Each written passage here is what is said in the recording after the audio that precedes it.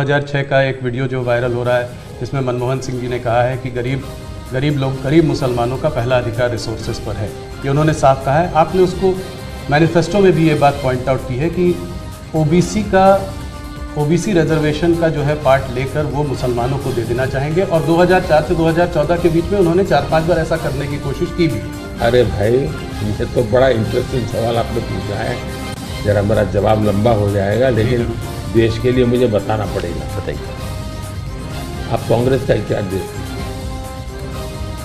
90 के दशक से ये मांग उठी है देश में। समाज का एक बहुत बड़ा तबका है जिसको लगता था कि हमारे लिए कुछ होना चाहिए, उसके लिए आंदोलन हुए। 90 से पहले कांग्रेस ने पूरी तरह इस बात को खारिज कर दिया, उसका विरोध किया, उसको दबाने की कोशिश की। यानी 90 के पहले का उनका दशक है। फिर उनको जितनी भी कमीशन बने, जितनी कमेटियां बनाई, उसके भी रिपोर्ट्स ओबीसी के विचार के पक्ष में आने लगे। अब उनके सिफारिशों को भी वो नकारते रहे, रिजेक्ट करते रहे, दबाते रहे। 90 के दशक में उनको लगा कि भी अब इसको जरा उनकी वोट बैंक की राजनीति के अनुसार उसको टर्न दिया जाए। उन्होंने पहला पाप किया क्या, 90s के दशक में कर्नाटका में उन्होंने धर्म के आधार पर, आपको याद होगा, कर्नाटका में उन्होंने धर्म के आधार पर मुसलमानों को ओबीसी घोषित कर दिया।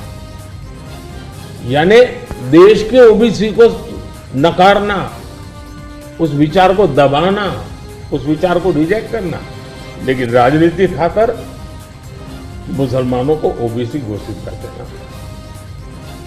केंद्र से कांग्रेस गई, 2004 तक ये प्लान ठप रहा, उनका इरादा पक्का नहीं हुआ।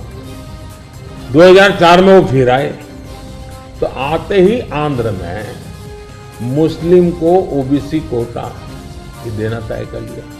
मामला कोर्ट में जाके उलझ गया। अब ओबीसी के 27% जो आरक्षण में मिला हुआ है, भारत की संसद में दिया है, संविधान के मूलभूत भावना के प्रकाश में दिया है।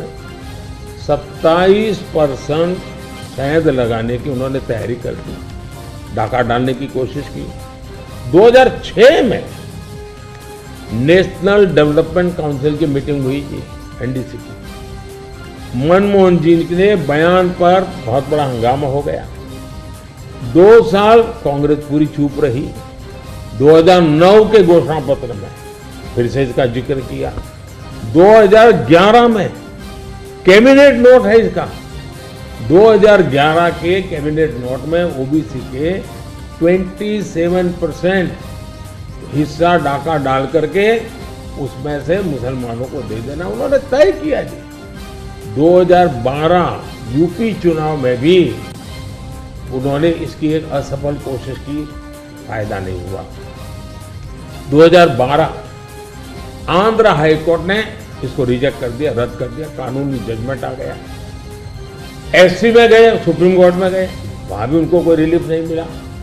2014 के घोषणा पत्र में भी धर्म के आधार पर आरक्षण की बात कही है, जबकि हिंदुस्तान का संविधान जब बना तब तो कोई आरएसएस वाले, बीजेपी वाले संविधान सभा में नहीं थे। बाबा साहब आम्बेडकर जैसे लोग बैठे थे, पंडित नेहरू जैसे बैठे थे, सरदार वल्लभ भाई बैठे थे, देश के कई महापुरुष बैठे थे। उन सब ने लंबे चिंतन के बाद तय किया था कि भारत जैसे देश में धर्म के आधार पर आरक्षण नहीं दिया जा सकता। 2024 के चुनाव में आप देख रहे हैं उनका मैनिफेस्टो, और मैंने कहा इस पर पूरी तरह मुस्लिम लीग की छाप है, यानी मुस्लिम लीगी नीतियां उन्होंने अपना शुरू किया। अब ये जो उन्होंने बनाई है, मुझे बताइए कि देश के लोगों को ये जिस प्रकार से संविधान की धज्जियां उड़ा रहे हैं, जिस प्रकार से लोग बाबा साहब आम्बेडकर को अपमानित करते हैं, एससी एसटी के आरक्षण पर भी खतरा, तलवार लटका देते हैं, ओबीसी का तो जीना मुश्किल कर देंगे। क्या मुझे देश की जनता को प्रशिक्षित करना चाहिए कि नहीं करना चाहिए। मैं सभी जो भी विद्वान लोग हैं, जो कलम के धनी हैं, जो निष्पक्ष हैं, उनका ही दायित्व बनता है कि ऐसे समय देश को वो एजुकेट करें, सही चीजें बताएं। നമസ്കാരം. പ്രൈം ഡിബേറ്റിലേക്ക് സ്വാഗതം. തെരഞ്ഞെടുപ്പ് മൂന്നാം ഘട്ടത്തിലേക്ക് കടക്കുമ്പോൾ സാമൂഹ്യനീതിയുടെ പേരിൽ ഒരു വിഭാഗത്തിന്റെ സ്വത്തുക്കൾ കവർന്നെടുക്കാൻ കോൺഗ്രസ് ലക്ഷ്യമിടുന്നുവെന്ന ആരോപണം ഓരോ ദിവസവും പ്രധാനമന്ത്രി കൂടുതൽ ശക്തമാക്കുകയാണ്. ന്യൂസ് 18 അനുവദിച്ച അഭിമുഖത്തിലും കോൺഗ്രസിന്റെ പ്രകടന പത്രിക എടുത്തു പറഞ്ഞാണ് മോദിയുടെ ആരോപണം. മതത്തിന്റെ പേരിൽ OBC സംവരണം നൽകാൻ കോൺഗ്രസ് കിണഞ്ഞു പരിശ്രമിക്കുകയാണെന്നും പിന്തുടർച്ചാ നികുതിയുടെ പേരിൽ സ്വത്തുക്കൾ കവർന്നെടുക്കുമെന്നും രാജ്യത്തെ ആദ്യത്തെ അധികാരം ആർക്കെന്ന കാര്യത്തിൽ കോൺഗ്രസ് നിലപാടെടുത്തിട്ടുണ്ടെന്നും ഇത് തുറന്നു കാട്ടുകയാണ് ചെയ്തുകൊണ്ടിരിക്കുന്നതെന്നും പ്രധാനമന്ത്രി പറയുമ്പോൾ പ്രൈം ഡിബേറ്റ് ചർച്ച ചെയ്യുന്നു. തന്ത്രം മാറ്റി മോദി, ഇന്ത്യ സഖ്യം ചെറുക്കും.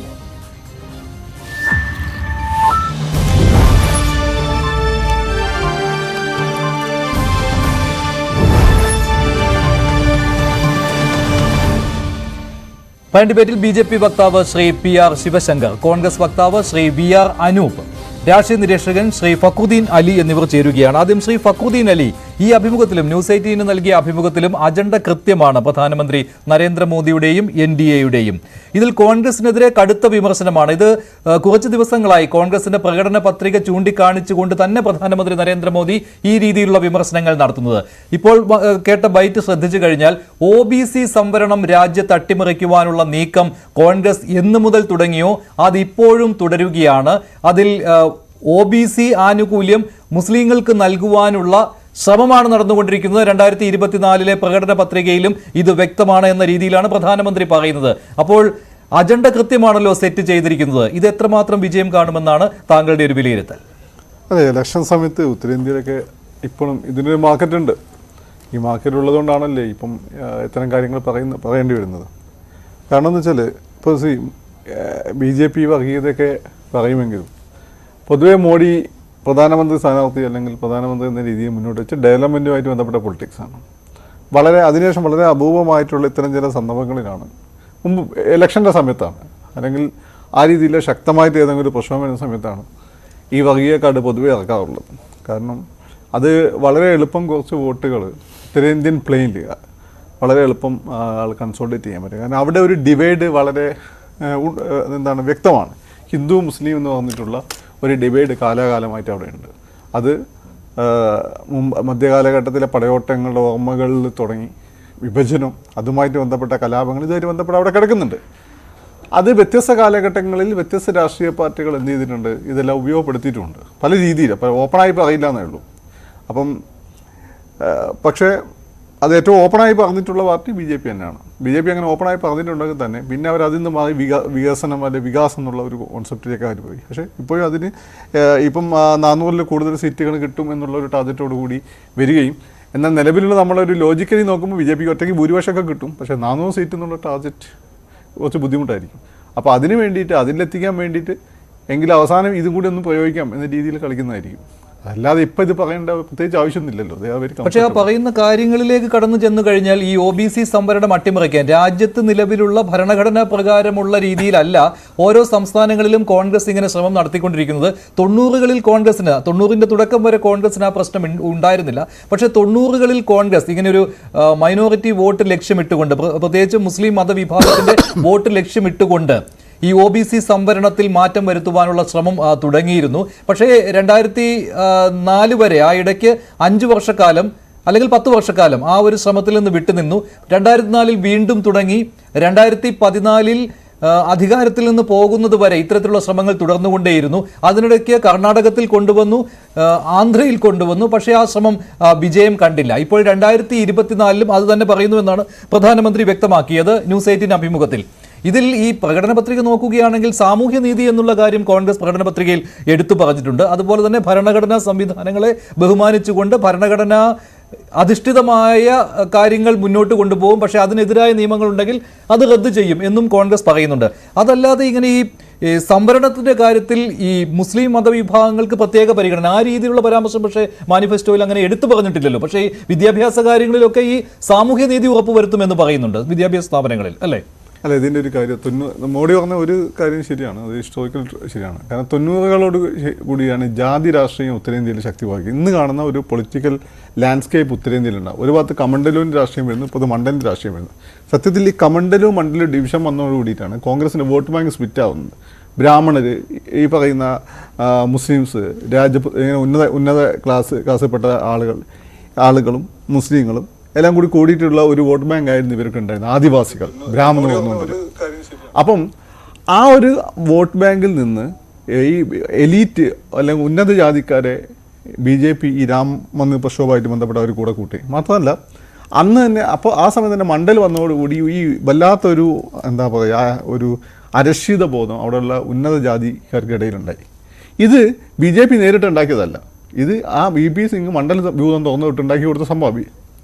അങ്ങനെ ഈ പറഞ്ഞ അപ്പർ കാസ്റ്റ് കോൺഗ്രസ് പോകുന്നു. മുസ്ലിംസിനെ സംബന്ധിച്ചിടത്തോളം എന്ത് ചെയ്തു? രാജീവ് ഗാന്ധിക്ക് വലിയൊരു അബദ്ധം പറ്റില്ലോ, ഈ ഷബാനു കേസുമായിട്ട് ബന്ധപ്പെട്ടുള്ള കോടതി വിധി മറികടക്കാനുള്ള നിയമം കൊണ്ടുവന്നു. അപ്പോൾ അത് വിചാരിച്ചത് മൂപ്പര് വിചാരിച്ചു മുസ്ലിംസ് നമ്മളെ കൂടെ ഇനി നിന്നോളൂ.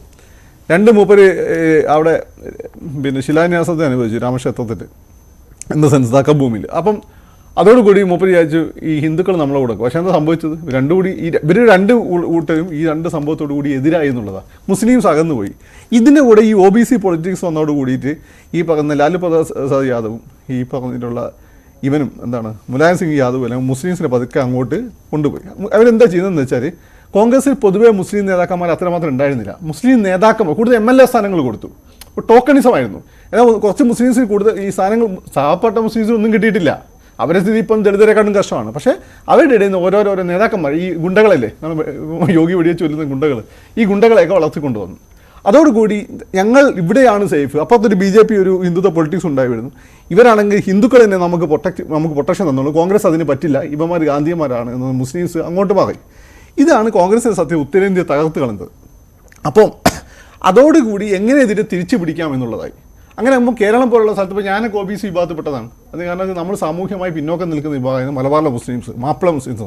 അങ്ങനെയാണ് നമ്മളിവിടെ. പക്ഷേ ഉത്തരേന്ത്യയിൽ എൻ്റെ കൂടെ പഠിച്ച ഷെയ്ഖ് എന്ന് പറഞ്ഞ പയ്യനൊക്കെ ഉണ്ട്. അവൻ ജനറൽ കാറ്റഗറിയാണ്, മനസ്സിലായോ? അപ്പം ഓരോ സംസ്ഥാനത്തിനും ഈ OBC ലിസ്റ്റ് ഉണ്ട്. അപ്പോൾ നമ്മൾ ജേനി പോയി കഴിഞ്ഞാൽ ഈ OBC ലിസ്റ്റിൽ ഈ സംസ്ഥാനത്ത് ഈ OBC ഒരു ലിസ്റ്റ് ഉണ്ട്. ആ ലിസ്റ്റ് നോക്കിയിട്ടാണ് അവരെ OBC സംവരണം തരിക. ഇനി മുസ്ലിംസ്, ലക്ഷദ്വീപിലെ മുസ്ലിംസ് ST കാറ്റഗറിയാണ്. കാരണം അത് ജിയോഗ്രഫിക്കലി വളരെ ഭാഗമായിട്ട് ഒത്തുക ആയതുകൊണ്ട് അവർ അതിന് പിന്നോക്കാവസ്ഥയുണ്ട്.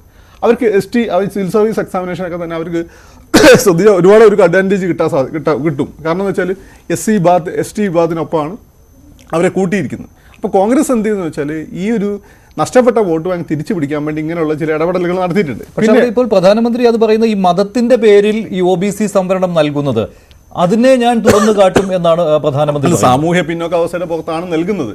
പക്ഷേ രാഷ്ട്രീയക്കാർ നമുക്കറിയാലോ ഈ സാമൂഹ്യ പിന്നോക്കാവസ്ഥ എന്ന് പറയും. മുസ്ലിംസിന്റെ സ്ഥിതി ഉത്തരേന്ത്യ ഭയങ്കര കഷ്ടം തന്നെയാണ്. BJPക്കാണ് ഇവർ പശ്ചിമ മുസ്ലിംസ് വന്നിട്ടുള്ള സുന്നി മുസ്ലിംസിന് 80 വരെ BJPയുടെ സ്ട്രാറ്റജി എങ്ങനെയാണെന്ന് അറിയോ? ഇന്ത്യ സുന്നി മുസ്ലിംസ് ഉണ്ട്, ഷിയ മുസ്ലിംസ് ഉണ്ട്. ഈ ഷിയ മുസ്ലിംസ് നമ്മളെ കമ്മ്യൂണിറ്റിൻ്റെ അതിൻ്റെ 20% വരുള്ളൂ. ഇവിടെ പ്രധാനപ്പെട്ട ഷാനവാസ് ഹുസൈൻ എന്ന് പറഞ്ഞ നേതാക്കന്മാരുണ്ടായിരുന്നു, നിങ്ങൾ കേട്ടിട്ടുണ്ടാവുമല്ലോ. ഇവരൊക്കെ ഈ ഷിയ വിഭാഗത്തിൽ വരുന്നതായിരുന്നു. ഇവന്മാരെ കൊണ്ട് വലിയ പ്രത്യേകിച്ച് കാര്യമൊന്നുമില്ല, അല്ല സുന്നികളാണ് കൂടുതൽ. ഇപ്പം BJP എടുക്കുന്ന പുതിയ സ്ട്രാറ്റജി ഉണ്ട്. പശ്ചിമ മുസ്ലിംസ്, അങ്ങനത്തെ അവരുടെ പേര്. ഇന്ത്യയിലെ മുസ്ലിംസിൽ സുന്നി മുസ്ലിംസ് തന്നെയുള്ള 80% മുസ്ലിംസ് ഈ പറയുന്ന സോക്കോൾഡ് സെക്യുലർ പാർട്ടികളും BJP എല്ലാം മാറി ഇവിടെ ഭരിച്ചിട്ടു ദളിതരെക്കാട്ട് താഴെയാണ് അവരുടെ അവസ്ഥ. ഇപ്പോൾ കേരളത്തിൽ നമ്മൾ കുറച്ച് ഗൾഫ് പണവും കമ്മ്യൂണിസ്റ്റ് പാർട്ടിയും കോൺഗ്രസ് ഒക്കെ ഉള്ളതുകൊണ്ട് രക്ഷപ്പെട്ടേക്ക് നോക്കണ്ട. പിന്നെ കേരളത്തിൽ ഒരു ഇഷ്ടതയും വേറെയാണ്, ഭയങ്കര കഷ്ടമാണ്. അപ്പം BJPയുടെ പുതിയ സ്ട്രാറ്റജി എന്താണെന്ന് വെച്ചാൽ ഈ മുസ്ലിങ്ങൾ അഡ്രസ്സ് ചെയ്യുക, എന്നിട്ട് ടോക്കണിസം അല്ലാതെ അവരിൽ നിന്ന് ഒരു സോക്കോൾഡ് ഓർഗാനിക് ഇൻ്റലക്ച്വൽസിനെ വളർത്തിക്കൊണ്ടുവരിക, അവരിൽ നിന്ന് ഒരു ലീഡർഷിപ്പിനെ വളർത്തിക്കൊണ്ടുവരിക എന്നൊരു ഇവരെ പുതിയ പോളിസി. അതുകൊണ്ടാണ് ഈ പറഞ്ഞ ആരെയും ഇപ്പോൾ MP ആക്കാനൊന്നും ശ്രമിക്കാത്ത. ആകപ്പാടെ മലപ്പുറത്തല്ലേ സീറ്റ് കൊടുത്തിട്ടുള്ളൂ. അപ്പം ഇത് അവരുടെ ഒരു പോളിസിയാണ്. പക്ഷേ ഈ പുതിയ അജണ്ട വരുന്നതിലൂടെ അവരെ ആകർഷിക്കാൻ കഴിയും. അല്ല, അതൊക്കെ പറ്റും. ഇത് ഇലക്ഷൻ സമയത്തല്ലേ ഉള്ളൂ. ഇതങ്ങോട്ട് കഴിഞ്ഞിട്ട് ഫൈനലി നിങ്ങൾ എന്ത് ഡെലിവർ ചെയ്യുന്നു എന്നുള്ളതാണ്. നിങ്ങൾ വലിയ വർത്താനൊക്കെ പറയൂ. ഈ വർത്താനത്തിനപ്പം എനിക്കെന്ത് ഗുണം, സമുദായത്തിന് എന്താ ഗുണം കിട്ടിക്കഴിഞ്ഞാൽ പതുക്കെ അവർ മാറി ചിന്തിച്ചോളും. അതല്ല ഗുണം. ഇപ്പം കോൺഗ്രസിന് പറ്റിയതാണ്. കോൺഗ്രസ് ഈ മുസ്ലിംസിനെ നിങ്ങൾ കേരളത്തിലെ മുസ്ലിംസിന് നോക്കരുത്, ഉത്തരേന്ത്യ മുസ്ലിംസ് നോക്കണം. അവരെ വോട്ട് ബാങ്ക് ആക്കി നിലനിർത്തിക്കണം. ആ പാവങ്ങൾക്ക് ഒന്നും കിട്ടിയിട്ടില്ല. ഫക്രുദ്ദീൻ അലി അഹമ്മദ് പ്രസിഡന്റായി, സാക്കിർ ഹുസൈൻ പ്രസിഡന്റായി, അന്തിലെ മുഖ്യമന്ത്രി, അങ്ങനെ പല ആളുകളായിട്ടുണ്ട്. പക്ഷേ പാവപ്പെട്ട മുസ്ലിങ്ങളുടെ അവസ്ഥ അവിടെ തന്നെ തുടരുകയാണ്. അവിടേക്കാണ് കോൺഗ്രസ് തോറ്റുപോയത്, പരാജയപ്പെട്ടു പോയത്. ഇവിടെയാണ് BJPക്കാർ അതുവരെ അവർ നടപ്പിലാക്കിയിട്ടില്ല. എനിക്കൊന്ന് 10 വർഷത്തിനിടയ്ക്ക് അവർ നടപ്പിലാക്കി കഴിഞ്ഞാൽ അവർക്ക് തന്നെ ഗുണം കിട്ടും. ശരി, ശ്രീ വി ആർ അനൂപ്, താങ്കൾ ഇപ്പോൾ പ്രധാനമന്ത്രി നടത്തുന്ന ഈ പ്രസംഗങ്ങളിൽ എന്ത് പോരായ്മയാണ് കാണുന്നത്? കോൺഗ്രസിന്റെ നേതാക്കൾ ഉച്ചത്തിൽ പറയുന്നുണ്ട് ഇത് പച്ചവർഗീയത പറയുന്ന രീതിയിലായി പോയി ഇപ്പോഴത്തെ പ്രധാനമന്ത്രി നരേന്ദ്രമോദി നടത്തുന്ന പ്രസംഗങ്ങളെന്ന്. അദ്ദേഹം പറയുന്നത് കോൺഗ്രസിന്റെ ആ പ്രീണന രാഷ്ട്രീയം അത് തുറന്നു കാട്ടുകയാണ് ഞാൻ ചെയ്യുന്നത്, അത് തുടർന്നുകൊണ്ടേയിരിക്കുമെന്നാണ്, പ്രത്യേകിച്ച് OBC സംവരണത്തിന്റെ കാര്യത്തിൽ.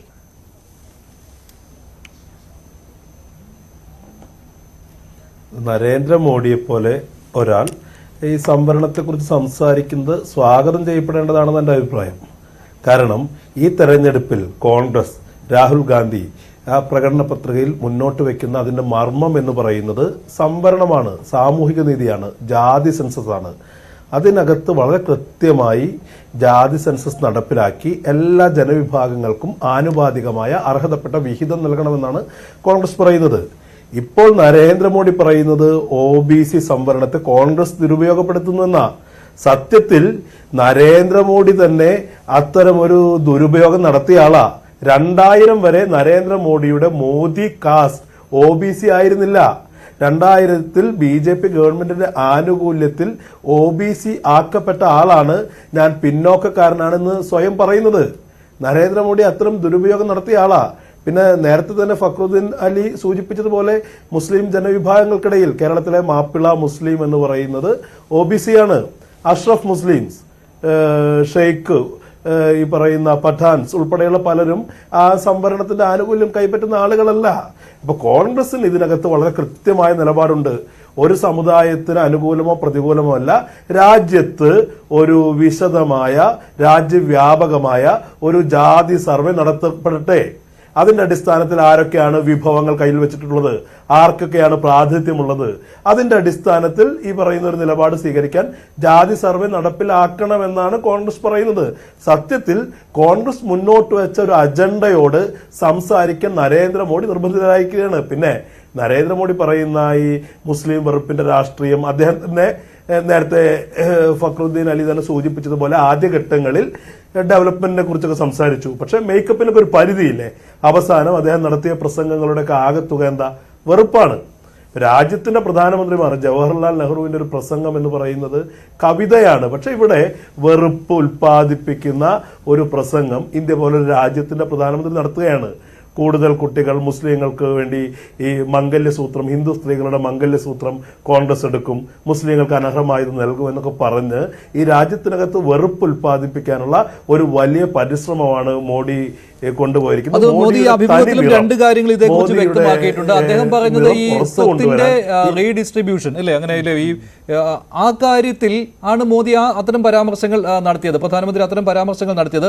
അതുപോലെ തന്നെ പിന്തുടർച്ചാവകാശ നികുതി ഇല്ലേ, ഒരു സ്വത്ത് പിന്തുടർച്ചയായി കിട്ടുന്നതിൽ നികുതി ഏർപ്പെടുത്തുമെന്ന ഈ സാം പിത്രോഡയുടെ വാക്കുകൾ, അതും അദ്ദേഹം പറയുകയാണ്. ഇതൊക്കെയാണ് കോൺഗ്രസിന്റെ നിലപാട്, ഇതൊക്കെയാണ് പ്രകടന പത്രികയിൽ വരുന്നത്. ഇത് ഞാൻ തുറന്നു കാട്ടുകയാണ് ചെയ്യുന്നത്. കാരണം പ്രകടന പത്രിക എന്ന് പറയുന്നത് വെറുതെ ഒരു കടലാസ് കഷ്ടമല്ല, അത് നടപ്പിലാക്കി കാണിക്കേണ്ട ഒരു കാര്യമാണ്, അത് ജനങ്ങൾക്ക് മുന്നിൽ അവതരിപ്പിക്കേണ്ടതാണ്. അത് ഞാൻ ചർച്ചാ വിഷയമാക്കുന്നു, അത് എൻ്റെ ഉത്തരവാദിത്തമാണെന്നാണ് പ്രധാനമന്ത്രി പറയുന്നത്. അല്ല, നരേന്ദ്രമോദി, ഞാൻ തുടക്കത്തിലെ പറഞ്ഞല്ലോ, നരേന്ദ്രമോദി അത് ചർച്ചാ വിഷയമാക്കുന്നെങ്കിൽ നല്ലത്. കാരണം കോൺഗ്രസിന്റെ തന്നെ ചരിത്രത്തിലെ ഏറ്റവും വിപ്ലവകരമായ നിർദ്ദേശങ്ങളാണ് ഈ പ്രകടന പത്രികയിലുള്ളത്. ഇതുവരെ ഒരു കോൺഗ്രസ് പ്രസിഡന്റും അല്ലെങ്കിൽ ഒരു കോൺഗ്രസ് ഇലക്ഷൻ കമ്മിറ്റിയും കൈവയ്ക്കാത്ത തരത്തിലുള്ള വിപ്ലവകരമായ രാജ്യത്തിന്റെ ഘടനയെ തന്നെ മാറ്റി തീർക്കുന്ന ഒന്ന് ജാതി സെൻസസ്. നേരത്തെ പറഞ്ഞു, 90കളിൽ ഉയർന്നു വന്ന മണ്ഡൽ കമ്മീഷൻ റിപ്പോർട്ടിനെ തുടർന്നുള്ള പിന്നോക്ക ജാതികളുടെ അവകാശങ്ങളെ അഭിസംബോധന ചെയ്യുന്ന ഒരു രാജ്യത്ത് തന്നെ ദൂരവ്യാപകമായ ഫലങ്ങൾ ഉണ്ടാക്കാൻ ഉതകുന്ന ഒരു പുതിയ നയ നിലപാടുമായി കോൺഗ്രസ് മുന്നോട്ട് വരികയാണ്. പക്ഷേ നിങ്ങൾക്കെതിരെയുള്ള വിമർശനം സിഎയുടെ കാര്യമൊന്നും അതിൽ മിണ്ടിയിട്ട് പോലുമില്ല എന്നാണ്. പ്രകടന പത്രികയിൽ സിഎയുടെ കാര്യമൊന്നും മിണ്ടിയിട്ട് പോലുമില്ല. അത് വളരെ കൃത്യമായി സിഎയെ കുറിച്ച് ഈ പറയുന്ന ആർട്ടിക്കിൾ ഈ രാജ്യത്തെ മതത്തിന്റെ അടിസ്ഥാനത്തിൽ വേർതിരിവില്ല എന്നൊക്കെ പറയുന്നത് വളരെ കൃത്യമായി അതിനകത്ത് പറഞ്ഞിട്ടുണ്ട്. പക്ഷേ സിഎയെ രേഖപ്പെടുത്തിയിട്ടില്ല എന്നുള്ളതിനപ്പുറത്ത് ഇല്ല, അതിൽ ഭയക്കുകയാണ്. നിങ്ങൾക്ക് അങ്ങനെ തർക്കിക്കാം. അപ്പൊ ഇപ്പോൾ പോലും അല്ല, ഭയം എന്നൊക്കെ പറയും, ഇപ്പോൾ പോലും ഇവിടെ വലിയ തോതിൽ മുസ്ലിം പ്രീണനം നടത്താൻ കോൺഗ്രസ് നിൽക്കുന്നു. ഈ പറയുന്ന ന്യായമായ അവകാശങ്ങളെ അപ്പീസ്മെന്റ് എന്ന് പറയുന്നു, പ്രാതിനിധ്യത്തെ പ്രീണനം എന്ന് വിശേഷിപ്പിക്കുന്നു. ആ സമയത്തൊക്കെ കോൺഗ്രസിന്റെ നിലപാട് വളരെ കൃത്യമല്ലേ? കോൺഗ്രസിന്റെ ആളുകളുടെ തെരഞ്ഞെടുപ്പ് പ്രചരണ പ്രവർത്തനങ്ങൾ, പ്രസംഗങ്ങളൊക്കെ കേട്ടതല്ലേ? അതിനകത്ത് വളരെ കൃത്യമായി കോൺഗ്രസ് ഇന്ത്യ ഭരിച്ച് ഇത്രയും കാലം ഇതൊരു വിഷയമേ അല്ലായിരുന്നല്ലോ. ഇപ്പോൾ ഇവിടെ പറയുന്നത് ഒരു സമുദായത്തിൽ നിന്ന് ഒരാൾ വന്നതുകൊണ്ട് ആ സമുദായത്തിന്റെ മൊത്തം സ്ഥിതി മെച്ചപ്പെടില്ല എന്ന് പറയുന്നത് യാഥാർത്ഥ്യമാണ്. പക്ഷെ അപ്പോൾ പോലും ആ സമുദായത്തിന്റെ പ്രാതിനിധ്യം, പ്രതിനിധാനം എന്ന് പറയുന്നത് വളരെ പ്രധാനമാണ്. ശിവശങ്കർ, ഇവിടെ പ്രധാനമന്ത്രി ആവർത്തിച്ച ഈ കാര്യങ്ങൾ, ഈ 3 കാര്യങ്ങളിലാണ് അദ്ദേഹം ഊന്നൽ നൽകുന്നത്. ഒന്ന് എന്ന് പറയുന്നത് ഈ OBC സംവരണമാണ്. അതിൽ മുസ്ലിങ്ങളെ കൂടി OBC സംവരണത്തിലേക്ക് കൊണ്ടുവന്ന് ഈ സംവരണം അട്ടിമറിക്കുന്നു. അതുവഴി SC/ST സംവരണം, അതിൽ വെള്ളം ചേർക്കുന്നു. ഈ പ്രയത്നങ്ങൾ കോൺഗ്രസ് നടത്തുകയാണ്. അത് ഞാൻ തുറന്നു കാട്ടും. പിന്നെ ഈ പിന്തുടർച്ചാ നികുതിയുടെ കാര്യത്തിൽ അദ്ദേഹം പറയുന്നു അത് ആപൽക്കരമാണ്. പിന്നെ ഈ സ്വത്ത് വീതം വയ്ക്കൽ, സ്വത്ത് റീഡിസ്ട്രിബ്യൂഷൻ, അത് തുല്യമായിട്ട് വീതം വയ്ക്കൽ, അതായത് സാമൂഹ്യ നീതിയിൽ അധിഷ്ഠിതമായ വീതം വയ്ക്കൽ, ഇത് കോൺഗ്രസ് പ്രകടന പത്രികയിലുള്ളതാണ്. ഇത് വിഭവങ്ങൾ തട്ടിയെടുക്കുവാൻ, ഒരാളുടെ വിഭവങ്ങൾ തട്ടിയെടുത്ത് മറ്റൊരു വിഭാഗത്തിന് നൽകുന്നു എന്നതാണ്. ഇതും ഞാൻ തുറന്നു കാട്ടും എന്നാണ് പ്രധാനമന്ത്രി പറയുന്നത്. അതാണ് ചെയ്തുകൊണ്ടിരിക്കുന്നത് എന്നും. പക്ഷെ ഇവിടെ അനൂപ് പറയുകയാണ് ഈ പ്രാതിനിധ്യത്തെയാണ് പ്രീണനം എന്ന് വിശേഷിപ്പിച്ചുകൊണ്ട് പ്രചാരണം നടത്തുന്നതെന്ന്.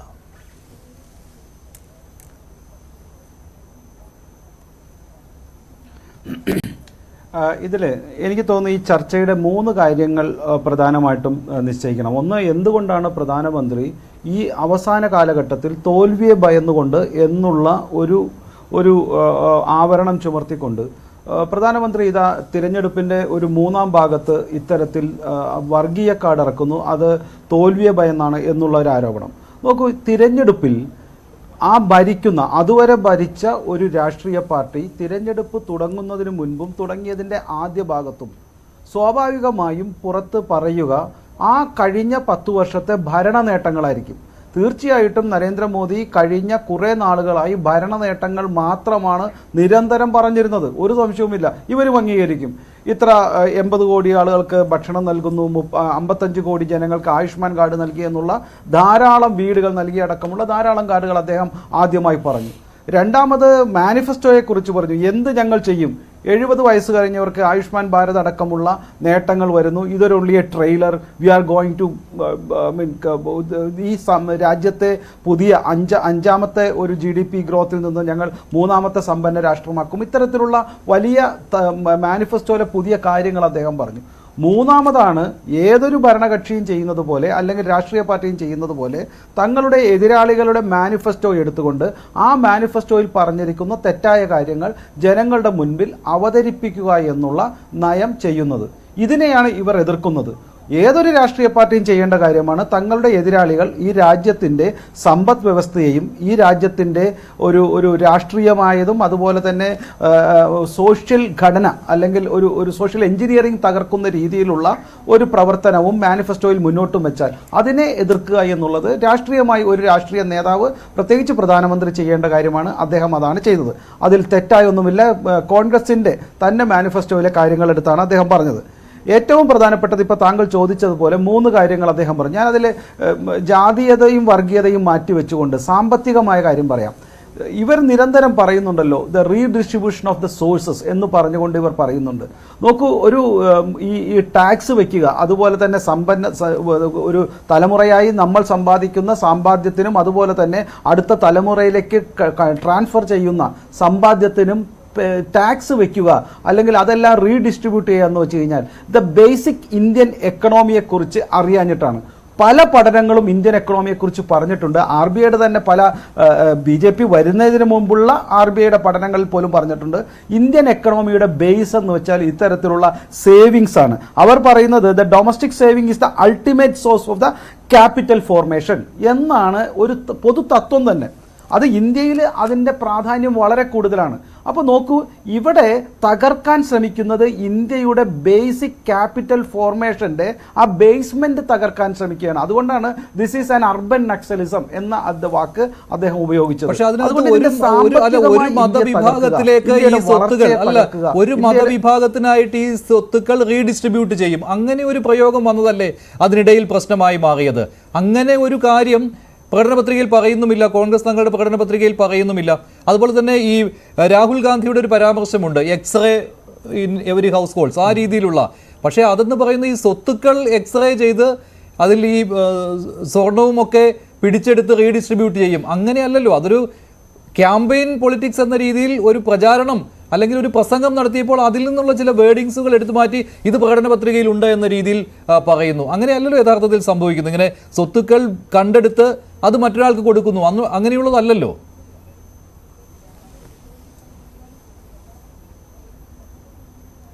നോക്കൂ, ഇത് താങ്കളത് ഓവർ റീഡ് ചെയ്തിട്ടാണ്. ഞാൻ അതിൻ്റെ ബേസ് കാര്യം പറഞ്ഞു. 2, ഇത്തരത്തിൽ പ്രകടന പത്രിക പുറത്തിറക്കിക്കൊണ്ട് ഹൈദരാബാദിൽ നടത്തിയ പ്രസംഗത്തിലാണ് രാഹുൽ ഗാന്ധി ഈ കാര്യം രണ്ടാമതായി സൂചിപ്പിക്കുന്നത്, ഇത്തരത്തിൽ ഞങ്ങൾ റീഡിസ്ട്രിബ്യൂട്ട് ചെയ്യുന്നുള്ളത്. അതിനെ തുടർന്ന് കൊണ്ടുണ്ടായ സംശയം, സത്യത്തിൽ അങ്ങനെ നരേന്ദ്രമോദി പറഞ്ഞപ്പോൾ അത് തെറ്റായി, ഞാൻ അങ്ങനെയല്ല ഉദ്ദേശിച്ചതെന്ന് അദ്ദേഹത്തിന് പറയാമല്ലോ, അദ്ദേഹം ഇതുവരെ പറഞ്ഞില്ലല്ലോ. അപ്പോൾ 1 അത് പറഞ്ഞില്ല, 2 തിരഞ്ഞെടുപ്പ് പ്രകടന പത്രിക പുറത്തിറക്കിക്കൊണ്ട് പറഞ്ഞു. മാത്രമല്ല സാം പിട്രോഡ പറയുന്നു, മറ്റ് ഒരു രാഷ്ട്രീയ നേതാക്കളും കോൺഗ്രസിന്റെ അത് എതിർക്കുന്നുമില്ല. അപ്പോൾ ഇതെല്ലാം കൂടെ ചേരും എന്നുള്ള കാര്യം 1.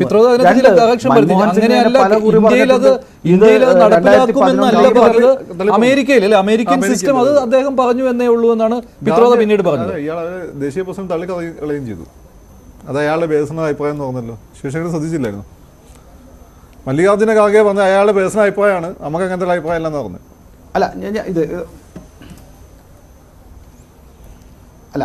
ഞാനിന്ന് ഓരോന്ന് പറഞ്ഞു കഴിഞ്ഞോട്ടെ.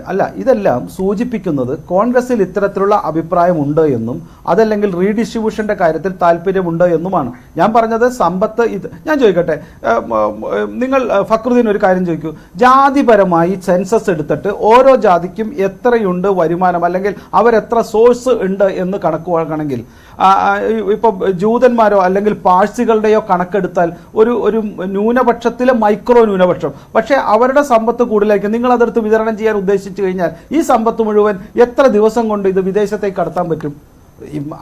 ഭൂമിയും മറ്റും മാത്രമല്ല കടത്താൻ പറ്റുക. അപ്പോൾ ഇത്തരത്തിലുള്ള നിയമം വരുന്നു എന്ന് പറഞ്ഞാൽ ഇന്ത്യയിലെ സമ്പത്ത് മുഴുവൻ മറ്റ് വിദേശ രാഷ്ട്രങ്ങളിലേക്ക് കടത്തുക എന്നുള്ള നയത്തിലേക്കായിരിക്കും വരിക. ഇന്ത്യ പാപ്പരാകും എന്നുള്ളതല്ലേ നിസ്സംശയം പറയാൻ പറ്റില്ലേ?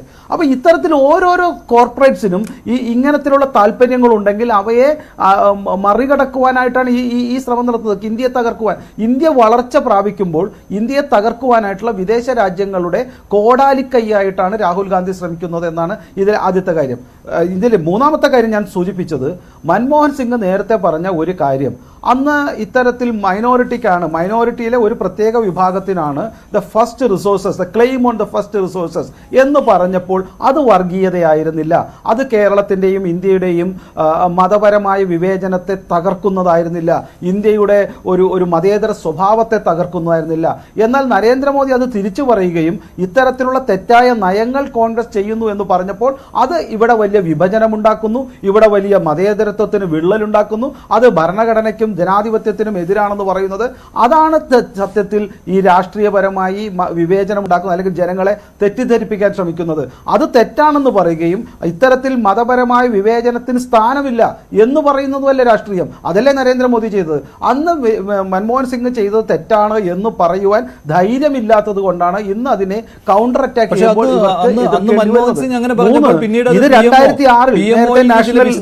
പിന്നീട് വന്നിരുന്നു. അതുകൊണ്ടല്ലേ പിന്നെ അതങ്ങോട്ട് തണുത്തു പോയത്. പി എം ഒ അന്ന് പറഞ്ഞത് അങ്ങനെയല്ല. ഇപ്പോൾ ഒരു മതവിഭാഗത്തെ മാത്രം ഉദ്ദേശിച്ചല്ല ഈ രാജ്യത്തിന്റെ സ്വത്തിന്റെ ആദ്യ അധികാരി ആര് എന്നുള്ള കാര്യം പറഞ്ഞത് എന്ന് പിന്നീട് വിശദീകരണം വന്നിരുന്നു ശ്രീ PR ശിവശങ്കർ. അതുകൊണ്ടല്ലേ അന്ന് പിന്നീട് ആ വിഷയം തണുത്തത്?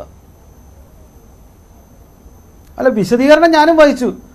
വിശദീകരണം കംപ്ലൈന്റ് വന്നപ്പോഴാണ് വന്നത്.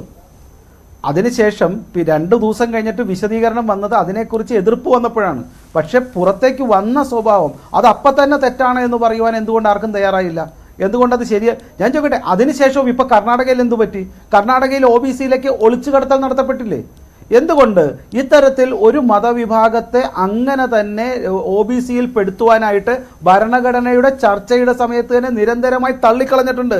The reservation not in the name of religion എന്ന് പലകുറി നെഹ്റുവും അതുപോലെ തന്നെ അംബേദ്കറും പറഞ്ഞിട്ടുണ്ട്. We cannot agree with that decision എന്ന് പറഞ്ഞുകൊണ്ട് ഭരണഘടനയുടെ ചർച്ചയുടെ സമയത്ത് പല കുറി തള്ളിക്കളഞ്ഞ അത്തരത്തിലുള്ള വാദമുഖങ്ങളെ, ഭരണഘടനയിൽ ഇല്ലാത്ത കാര്യങ്ങളെ ഇവർ നിരന്തരം സംസ്ഥാനങ്ങളിലൂടെ UP-യിൽ 2009-ലും അതുപോലെ തന്നെ 2011-ൽ ആന്ധ്രാപ്രദേശിലും താങ്കൾ വായിച്ചിരുന്നു, പല കുറി ഇത്തരത്തിൽ തിരികെ കയറ്റാൻ ശ്രമിച്ചിട്ടുണ്ട്. അപ്പോൾ ഭരണഘടനയെ തകർക്കുന്നതാരാ? ഇത്തരത്തിലുള്ള, ഞാൻ ചോദിക്കട്ടെ, ഒരു റിലീജിയനിലെ ഒരു വിഭാഗത്തിന് മാത്രമാണ് പ്രശ്നമെന്ന് പറയുന്നത്. അതിന് മറ്റു പല കാരണങ്ങളുണ്ടാവും. അത് അന്വേഷിക്കേണ്ടതാണ്. എന്തുകൊണ്ട് ഈ 70 വർഷം നടത്തിയിട്ട് ഒരു വിഭാഗത്തിന് മാത്രം വികസനം വന്നില്ല, അല്ലെങ്കിൽ അവർക്ക് നേട്ടങ്ങൾ വരുന്നില്ല എന്നുള്ളത് യഥാർത്ഥത്തിൽ കോൺഗ്രസിന്റെ തെറ്റായ സാമ്പത്തിക നേട്ടങ്ങൾ അല്ലെങ്കിൽ വലുപ്പത്തിന്റെ സാമ്പത്തികമായ വിപുലീകരണത്തിന്റെ തെറ്റായ മാർഗമാണ്. എന്തുകൊണ്ട് കോൺഗ്രസിന് അതിനെ അഡ്രസ്സ് ചെയ്യാൻ പറ്റിയില്ല? കോൺഗ്രസിന് എന്തുകൊണ്ട് ഇത് ചെയ്യാൻ പറ്റിയില്ല? അപ്പോൾ 90 ശേഷമുള്ള OBC-കൾക്ക് കിട്ടിയ ആ നേട്ടങ്ങൾ പോലും തകർക്കുവാനായിട്ട് ഭരണഘടനയിൽ ഇല്ലാത്ത കാര്യങ്ങൾ ചേർക്കുകയാണ് ഇന്ന് കോൺഗ്രസ് ചെയ്യുന്നത്. അത് ശരിയല്ല. ഇത്തരം മതപരമായ ഇത്തരം റിസർവേഷൻ, ജാതിപരമായ റിസർവേഷൻ കൊടുക്കുന്നതിന് കൂടെ മതപരമായ റിസർവേഷന് കൊടുക്കേണ്ടി വന്നാൽ ഇത് മറ്റൊരു രീതിയിലുള്ള മറ്റു പല മതങ്ങളും ഇത്തരത്തിലുള്ള രാഷ്ട്രീയമായ ആവശ്യങ്ങൾ ഉന്നയിക്കും.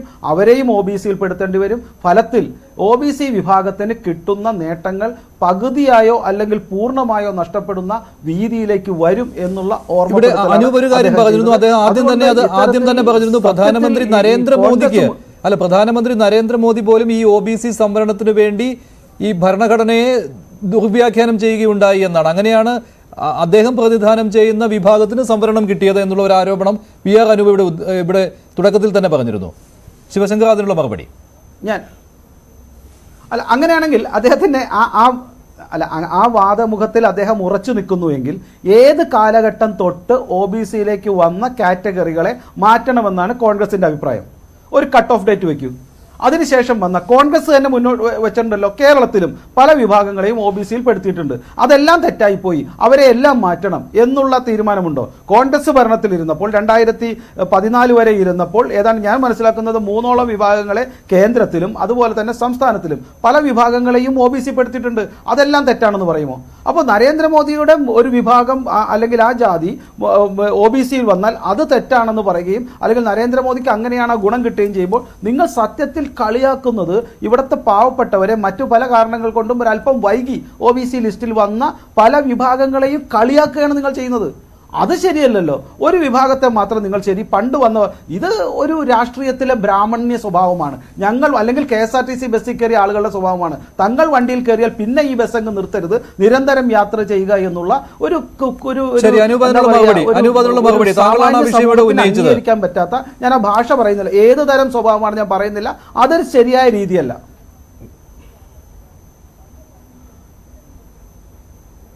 ഞാൻ സത്യത്തിൽ ബഹുമാന്യനായ ശിവശങ്കരൻ രാഷ്ട്രീയത്തിലെ ബ്രാഹ്മണ്യ സ്വഭാവം എന്നൊക്കെ പറയുന്നത് വളരെ കൗതുകത്തോടു കൂടിയാണ് കേൾക്കുന്നത്.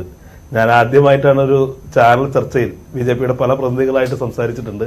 ഒരാൾ ബ്രാഹ്മണ്യം എന്നൊക്കെ അതിനൊരു പ്രതിലോമകരമായ ഒന്നായി അദ്ദേഹത്തിന് വ്യക്തിപരമായെങ്കിലും മനസ്സിൽ തിരിച്ചറിയാൻ കഴിയുന്നുണ്ടെങ്കിൽ അത് നല്ലത്. പക്ഷെ ഞാൻ അദ്ദേഹം തെറ്റിദ്ധരിപ്പിക്കാൻ നടത്തുന്ന പല പരിശ്രമങ്ങളുണ്ട്. അദ്ദേഹം എന്താ അവിടെ പറഞ്ഞത്? അദ്ദേഹം പറഞ്ഞത് പാഴ്സികൾ അല്ലെങ്കിൽ ജൂതന്മാർ ഇവരെ സർവേ നടത്തി ഇവരുടെ സ്വത്ത് എടുക്കാൻ പോകുന്നു. അപ്പോൾ ഈ സ്വത്തുമായി അവർ വിദേശ രാജ്യത്തേക്ക് രക്ഷപ്പെടും, രാജ്യത്ത് നിന്ന് വിഭവങ്ങൾ പോകും എന്നൊക്കെ പറഞ്ഞ് ഒരു അമർ ചിത്രകഥ പറയുന്നത് പോലെ പറയുകയാണ്. അങ്ങനെയൊന്നുമല്ല ജാതി സർവേ എന്ന് പറയുന്നത് വിഭാവന ചെയ്യപ്പെടുന്നത്. ഒരു രാഷ്ട്ര ശരീരത്തിൽ അല്ലെങ്കിൽ ഒരു സാമൂഹിക വിഭാഗത്തിൽ എങ്ങനെയാണ് വിഭവങ്ങൾ വിതരണം ചെയ്യപ്പെട്ടിരിക്കുന്നത് എന്നറിയാനുള്ള ഏറ്റവും ശാസ്ത്രീയമായ മാർഗം എന്നുള്ള രീതിയിലാണ് ജാതി സർവേയെ കുറിച്ചുള്ള സങ്കല്പം തന്നെ. പിന്നെ അദ്ദേഹം പറഞ്ഞു കർണാടകയിൽ മുസ്ലിങ്ങൾ വരുമ്പോൾ പ്രശ്നമാണ് എന്ന് പറയുമ്പോൾ, കൂട്ടിച്ചേർക്കൽ പ്രശ്നമാണ് പറയുമ്പോഴാണ് ഞാൻ പറയുന്നത്, അങ്ങനെയാണെങ്കിൽ 2000-ൽ കൂട്ടിച്ചേർക്കപ്പെട്ട നരേന്ദ്രമോദിക്ക് അതിനെക്കുറിച്ച് പറയാൻ എന്താണ് അവകാശം എന്നാണ് ചോദിക്കുന്നത്. പിന്നെ മുസ്ലിങ്ങൾക്ക് അർഹമായ വിഹിതം ലഭിക്കണം. ഒരു കമ്മ്യൂണിറ്റിക്ക്, അത് മുസ്ലിങ്ങളാകട്ടെ ക്രിസ്ത്യാനികളാകട്ടെ അല്ലെങ്കിൽ മറ്റേത് ജാതി വിഭാഗമാകട്ടെ, അവർക്ക് അർഹമായ വിഹിതം ലഭിക്കണം എന്ന് പറയുന്നത് അപ്പീസ്മെന്റ് അല്ല, അത് സോഷ്യൽ ജസ്റ്റിസ് ആണ്. ഇപ്പോൾ UP-യിലെ മാത്രം മുസ്ലിം ജനസംഖ്യ എന്ന് പറയുന്നത് ഒരു യൂറോപ്യൻ രാജ്യത്തിന്റെ ജനസംഖ്യക്ക് സമാനമാണ്. അപ്പോൾ വിഭവത്തിൽ, അധികാരത്തിൽ അവർക്ക് അർഹമായ വിഹിതം ലഭിക്കണം എന്നാണ് പറയുന്നത്. ഇപ്പോൾ ഫക്രുദ്ദീൻ അദ്ദേഹം പറഞ്ഞ ചില കാര്യങ്ങളുണ്ട്. അദ്ദേഹം പറഞ്ഞത് എന്താ, ഒരു കമ്മ്യൂണിറ്റിയിൽപ്പെട്ട ആളുകൾക്ക് പ്രാതിനിധ്യം ലഭിച്ചതുകൊണ്ട് ആ കമ്മ്യൂണിറ്റിയുടെ മുഴുവൻ പ്രശ്നങ്ങളെയും അഡ്രസ് ചെയ്തു എന്ന് പറയാൻ കഴിയില്ല, യാഥാർത്ഥ്യമാണ്. പക്ഷെ ആ പ്രാതിനിധ്യം പോലും നമ്മൾ പരിഹരിക്കപ്പെടേണ്ട ഒരു പ്രശ്നമാണ്. ഇപ്പോൾ കേരളത്തിൽ KR നാരായണനെ പോലൊരു ദളിതൻ രാഷ്ട്രപതി ആയതുകൊണ്ട്, അല്ലെങ്കിൽ KG ബാലകൃഷ്ണനെ പോലൊരാൾ സുപ്രീം കോടതി ചീഫ് ജസ്റ്റിസ് ആയതുകൊണ്ട് കേരളത്തിലെ എല്ലാ ദളിത് കമ്മ്യൂണിറ്റിയുടെ പ്രശ്നം പരിഹരിക്കപ്പെട്ടു എന്നില്ല. പക്ഷേ ഈ പറയുന്ന സുപ്രീം കോടതി ചീഫ് ജസ്റ്റിസ് ആയ ഒരു ദളിതൻ എത്തുന്നതും, അല്ലെങ്കിൽ രാഷ്ട്രപതിയായ ഒരു ദളിതൻ എത്തുന്നതും പോലും കേരളത്തിലെ ദളിത് കമ്മ്യൂണിറ്റിയെ സംബന്ധിച്ച് പ്രാതിനിധ്യത്തിന്റെ പ്രശ്നം എന്നുള്ള നിലയ്ക്ക് വളരെ പ്രധാനമാണ്. നമുക്ക് നോക്കാം, കോൺഗ്രസ് ഭരിച്ചിരുന്ന കാലത്ത് AR ആന്തുലെ എന്ന് പറയുന്ന മനുഷ്യൻ മഹാരാഷ്ട്രയുടെ മുഖ്യമന്ത്രിയായിട്ടുണ്ട്, ബീഹാറിൽ ഒരു മുസ്ലിം മുഖ്യമന്ത്രി ഉണ്ടായിട്ടുണ്ട്, രാജസ്ഥാനിൽ ഉണ്ടായിട്ടുണ്ട്, കേരളത്തിൽ CH മുഹമ്മദ് പോലും അങ്ങോട്ട് വിളിച്ചിട്ടില്ല. ഈ കുടുംബത്തോടാണ് ഇപ്പം ടാർഗറ്റ് ചെയ്യപ്പെടുന്നതെന്ന് തോന്നുന്നു. തമസ്കരിക്കുകയും ഈ പ്രാതിനിധ്യത്തിന്റെ പ്രശ്നം പറയുന്നവരെയൊക്കെ പ്രീണനം എന്ന് പറയുകയാണ് ഇവർ ചെയ്യുന്നത്. മുസ്ലിങ്ങളുടെ ഇവിടുത്തെ കഴിഞ്ഞിട്ടുള്ളൂ. അതുകൊണ്ട് ഞാൻ ഫക്രുദ്ദീനിലേക്ക് പോവുകയാണ്, കാരണം അദ്ദേഹത്തിന് ഒരു അവസരമേ കിട്ടിയുള്ളൂ. അതുകൊണ്ടാണ് താങ്കളോട് ഞാൻ രണ്ടാമത് ചോദ്യം ചോദിച്ചത്. ഈ ശിവശങ്കർ താങ്കൾ പറഞ്ഞ ഒരു കാര്യത്തെ എതിർത്തത് കൊണ്ടാണ് താങ്കൾക്ക് അതിന് മറുപടി നൽകുവാനുള്ള അവസരം നൽകിയത്. താങ്കൾ പറയുകയും ചെയ്തു. ശ്രീ ഫക്രുദ്ദീൻ അലി, ഇപ്പോൾ കർണാടകത്തിൽ രണ്ടാം ഘട്ട തെരഞ്ഞെടുപ്പ് നടക്കാൻ പോകുന്നതേ ഉള്ളൂ. കുറച്ച് മണ്ഡലങ്ങളിൽ മാത്രമാണല്ലോ ഇതുവരെ തെരഞ്ഞെടുപ്പ് നടന്നത്. അതുകൊണ്ടാണ് കർണാടകത്തിന് പ്രത്യേക ശ്രദ്ധ, അല്ലേ, കർണാടകത്തിലെ പ്രചാരണത്തിന് പ്രത്യേക ശ്രദ്ധ പ്രധാനമന്ത്രി നൽകുന്നു എന്ന കാര്യത്തിൽ സംശയമില്ല. അവിടെയാണ് കർണാടകത്തിൽ ഗ്യാരണ്ടികൾ നടപ്പിലാക്കി എന്ന് കോൺഗ്രസ് സർക്കാർ അവകാശപ്പെടുകയാണ്. അത് തടയുന്നതിന് വേണ്ടി കൂടിയാണല്ലോ ഇപ്പോൾ കർണാടകത്തിൽ ഇങ്ങനെ ഈ മുസ്ലിം പ്രീണനം നടത്തുകയാണ്. അതിൻ്റെ ഭാഗമായിട്ടാണ് അവിടെ മുസ്ലിം വിഭാഗങ്ങളെ OBC-യിൽ ഉൾപ്പെടുത്തുവാൻ കോൺഗ്രസിന് തീരുമാനം വന്നിരിക്കുന്നതെന്ന് പ്രധാനമന്ത്രി പറയുന്നത്. അല്ല, ഇതിൻ്റെ കർണാടക എത്രത്തോളം ഈ പറയുന്ന സോക്കോളം മൈനോറിറ്റീസിന് കൊടുത്ത വാഗ്ദാനം തന്നെ കോൺഗ്രസ് നിറവേറ്റി എന്ന് എനിക്ക് കൃത്യമായിട്ട് അറിയില്ല. കാരണം ഇടയ്ക്ക് ഈ വിദ്യാഭ്യാസ സ്ഥാപനങ്ങളിൽ മതപരമായ വസ്ത്രം ധരിക്കുന്നതൊക്കെ ബന്ധപ്പെട്ടായിരുന്നു അവിടെ പ്രശ്നം ഉണ്ടായത്. അതൊക്കെ ഒരു സോൾവ് ചെയ്തെന്ന് എനിക്കറിയാം. ഞാൻ റീസെൻ്റ് ഇലക്ഷന് മുമ്പുള്ള കുറച്ച് ഡീറ്റെയിൽസൊക്കെ ഞാൻ നോക്കിയ സമയത്ത് പല പ്രോമിസും ഇപ്പം പ്രോമിസായി തന്നെ കിടക്കുകയാണ്. ഇനിയിപ്പോൾ അത് പരിഹരിച്ചിട്ടുണ്ടെങ്കിൽ അദ്ദേഹം പറയട്ടെ. ഒന്നാമത്തെ കാര്യം. രണ്ടാമത്തെ കാര്യം, ഇതിൻ്റെ കോൺഗ്രസിൻ്റെ ഒരു വലിയ പ്രോബ്ലം എന്ന് പറയുമോ, അവരെ സംബന്ധിച്ച് അവർ ഇത്രയും കാലം ഈ രാജ്യം ഭരിക്കുകയുണ്ടായി. ഈ ടോക്കണിസം അല്ലാതെ ഉള്ളോട്ട് സച്ചാ കമ്മീഷൻ പിന്നെ റിപ്പോർട്ട് പോലെ സച്ചാ കമ്മീഷൻ പോലെ കമ്മീഷനെ നിയമിക്കേണ്ടി വന്നത് എന്തുകൊണ്ടാണ്?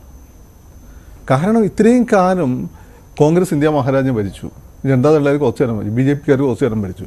പക്ഷേ ഇവിടുത്തെ മുസ്ലിങ്ങളുടെ സ്ഥിതി കാര്യമായിട്ട് ഒന്നും മെച്ചപ്പെട്ടിട്ടില്ല. ഇപ്പോൾ ഇദ്ദേഹം പറയുന്നത് അന്തുലയായി, അല്ല ജാഫർ ഷെറീഫ് റെയിൽവേ വകുപ്പ് വന്നു. ശരിയാണ്, ഇവരൊക്കെ അംബേദ്കറിനൊക്കെ പോലെയൊക്കെ തന്നെ ഇവർക്ക് കിട്ടിയിട്ടുള്ള ഈ അവസരങ്ങൾ സമുദായത്തിൻ്റെ വളർച്ചയ്ക്ക് വേണ്ടി ഉപയോഗിക്കുക. അവരതല്ലേ ചെയ്തിട്ടുള്ളത്.